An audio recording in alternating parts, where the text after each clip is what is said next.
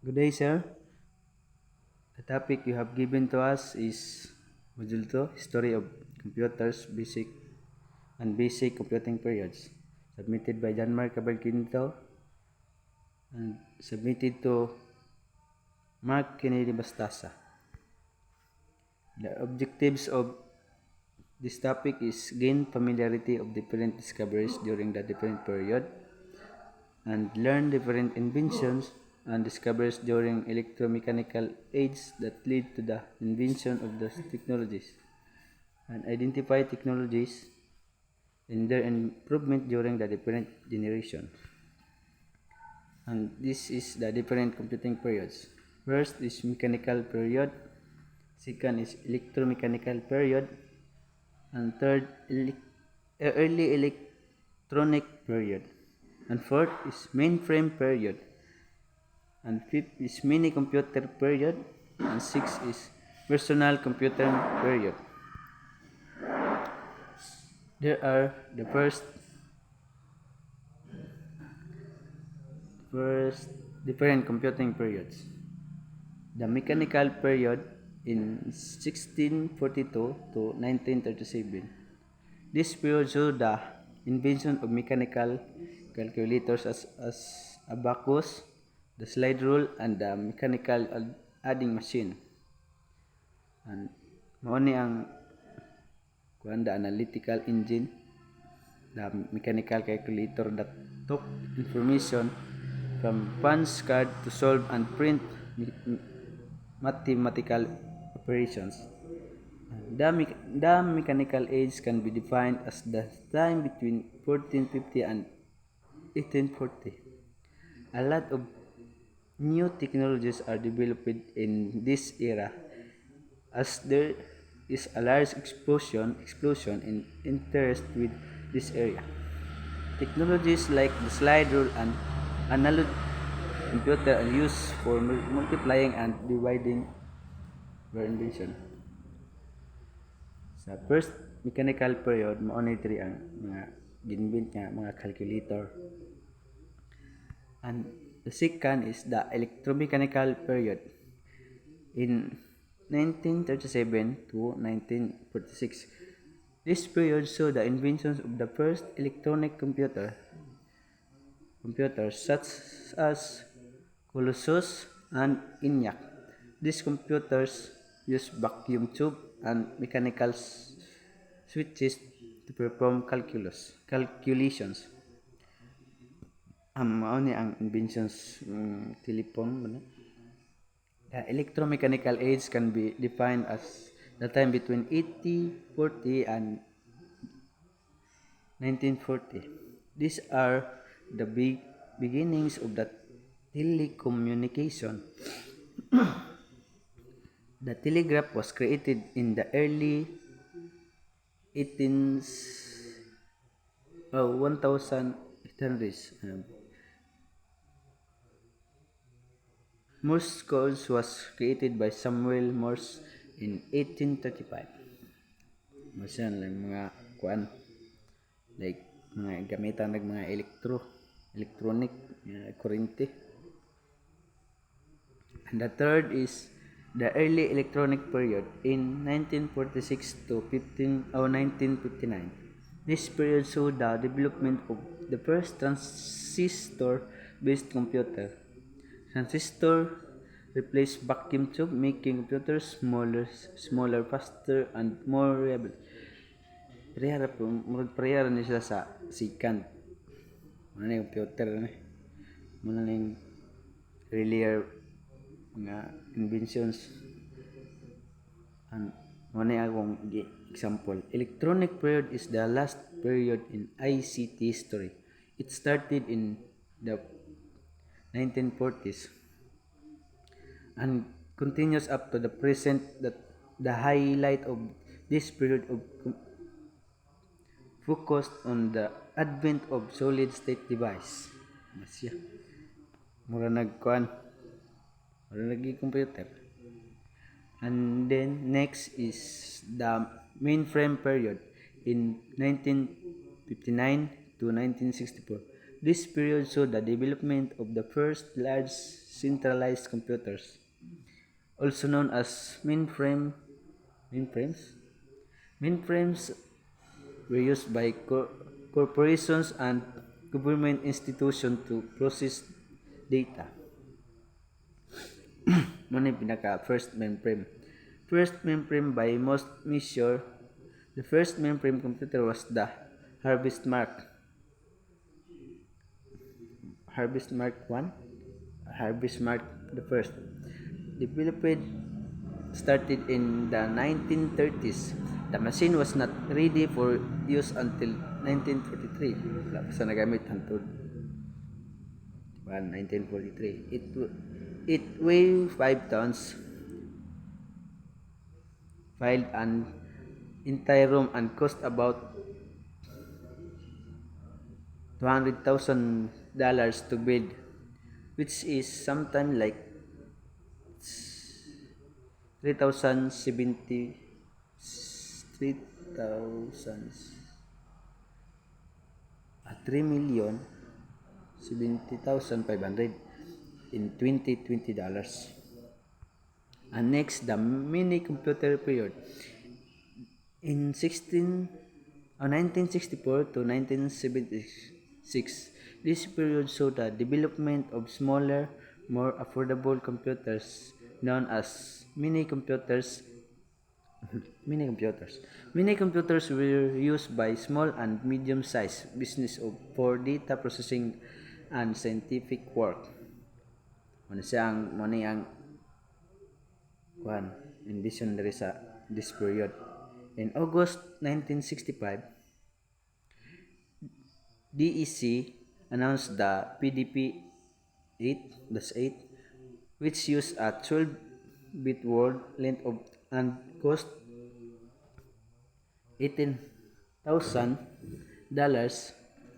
This small inexpensive computer was suitable for a wide range of system applications and became the first mini computer. Ano siya ang invention dili dapit mga gagmay nga computer. And the last is the personal computer period in 1976 to present. This period saw the development of the first personal computers such as the Apple II and the IBM PC. Personal computers revolutionized computing by making it possible for individuals to own and use computers in their home. Ano yun, gagmay ra nga computer. And the invention in this era is the gagmay nga computer. The era of the personal computer began in 1976 with the inventions of Apple computer by Steve Jobs and Steve Wozniak. Silang duha ga invention sa Apple computer. Muna gagmay ra mga Apple computer. By the 1980s, the personal computer was revolutionizing the culture, and libraries were quick to join the revolution. And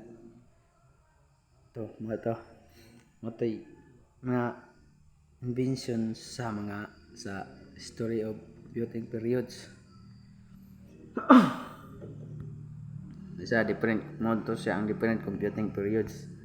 And ato na sadta sa history of computer. The history of computers can be traced back to the 19th century when Charles Babbage designed a mechanical machine called the analytical engine. Si Charles Babbage daw ang design sa analytical engine, which could perform mathematical calculation using punch card. Moto siya ang first na computer katong like abacus, calculating machine. In the early 20th century, vacuum tubes were invented and used in the first electronic computers such as the ENIAC and the UNIVAC. These early computers were very large and expensive and were primarily used by the government and big corporation. Kaya siya, tubo na in 20th century na siya. Itong mga vacuum, itong like, itong dito na ni sa nga mechanical age. The invention of transistor in the 1950s made computers smaller, cheaper, and more reliable, leading to the development of the first personal computers in the 1970s. The Apple, the Apple II and the Commodore PET were among the first personal computers to be widely used. Mana hindi ka itong Apple computer mo na dire. The introduction of the IBM PC in 1981 revolutionized the computer industry as its standardized hardware and software and made personal computers more accessible to the consumers. Mapalit ra sa consumers ba? Brato-brato ra. In the 1990s, so the development of graphical users interface and the widespread use of the internet, which greatly expanded the capabilities of computers. In the 21st century has seen the rise of mobile computing and the development of more powerful and energy-efficient processors. Cloud computing, artificial intelligence, and machine learning have also become increasingly important in the world of computing. Overall, the history of computers has been marked by a steady progression of technological advances that have made computing faster, more powerful, and more accessible to the people around the world. And mani akong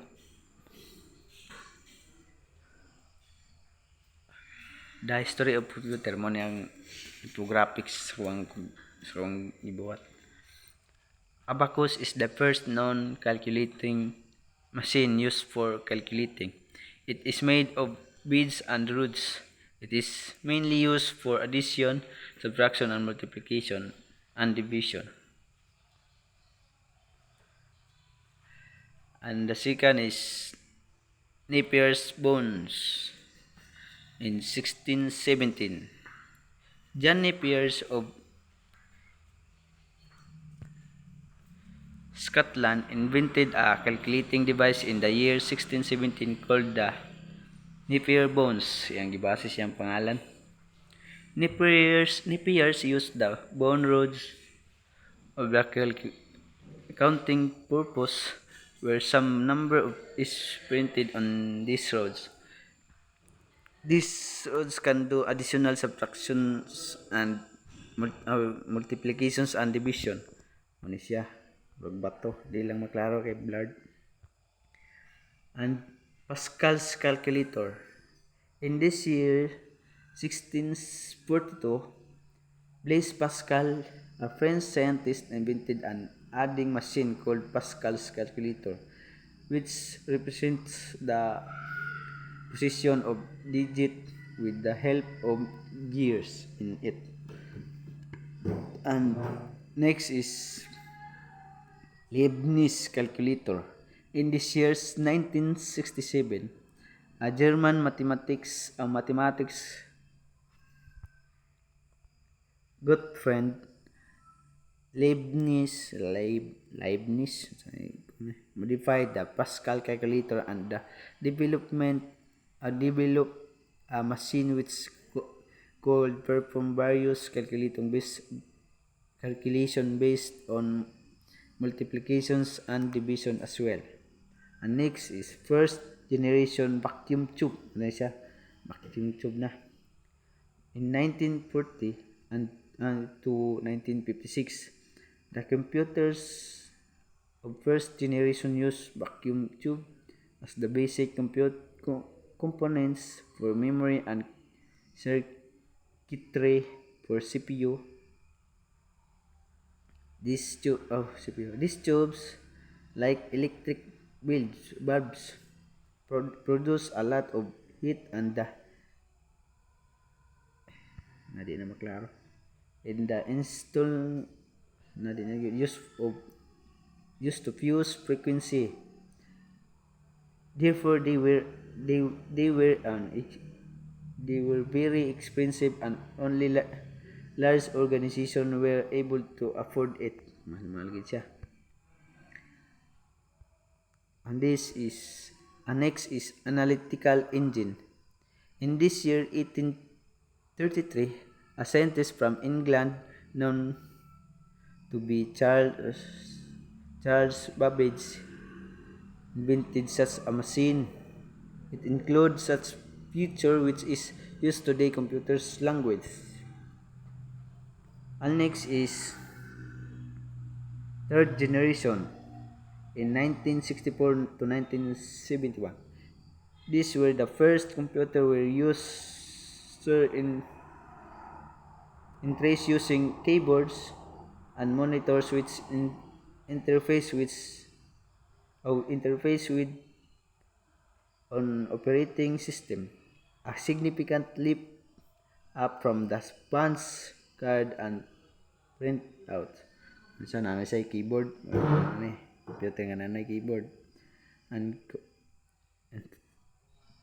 first generation, bilang nagyapon siya sa first generation, artificial intelligence in 2010 until now. Computer devices with artificial intelligence are still in development, but some of these technologies are beginning to emerge and be used, such as voice recognizing and understand natural language. Muna siya akong infographics sa history of computer. Ani, open na akong infographics po dali sa history of computer. Muna yung dungag bali, dungag lang ni ba? In 2400 BC, the abacus, the first known calculator, was invented in Babylonians to siya na-invent.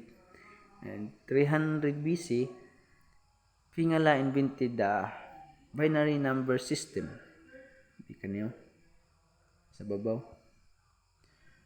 And in 1492, Da Vinci depicts flying machine, the first mechanical calculator and one of the first programmable robots.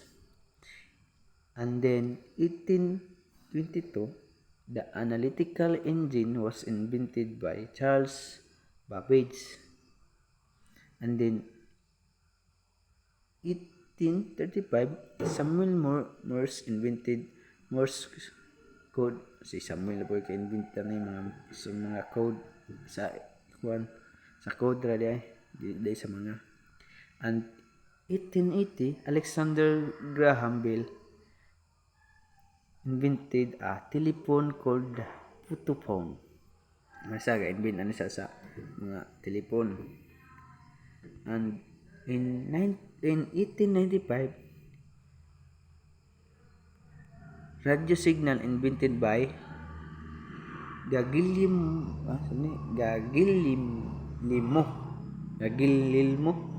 Marconi. Siya po ka-invent sa radio. In 1911, IBM is formed on June 15, 1911. Sa mga picture. In 1912, Alan Turing born 23rd June 1922. Napil mo si Alan born dari. In 1924, electromechanical television system was invented by John Ludwig Baird. Siya. Si John Muna siya si Kwan, ang na-invent ani nanay TV. In 1937, Alan Turing develops the concept of a theoretical computing machine. In 1939, William Hewitt and David Packard start Hewitt-Packard. In 1943, Alan Turing develops the code-breaking machine Colors. In 1949, Claude Shannon builds the first machine that plays chess. Plays chess ano eh. In 1950, the first electronic computer is created in Japan by Hideo Yamashita.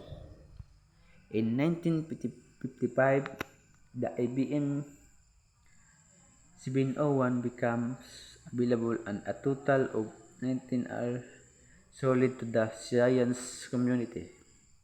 In 1961, General Motors puts the first industrial robot, Unimate, to work in a New Jersey factory. In 1964, IBM introduced the first word processor. Mas dire na introduce ang first processor. In 1970, Intel introduced the world first available dynamic RAM chip and the first microprocessor, the Intel. Sa tanan signa storage na ko ani pwede basta mo na tanan gano kayo anda pa rin padungag sa mga history of computer, generation of computer. First generation computer relied on machine language, the lowest level programming language understood by computers to perform operation, and they could only solve one problem at a time. Masa gitawag vacuum tube in 1946 to 1958. Ito mga kuha na ni calculating machine na rin. At in the end, mara to kung concern na nabalaan sa gatag nga kuhan at activity, and thank you.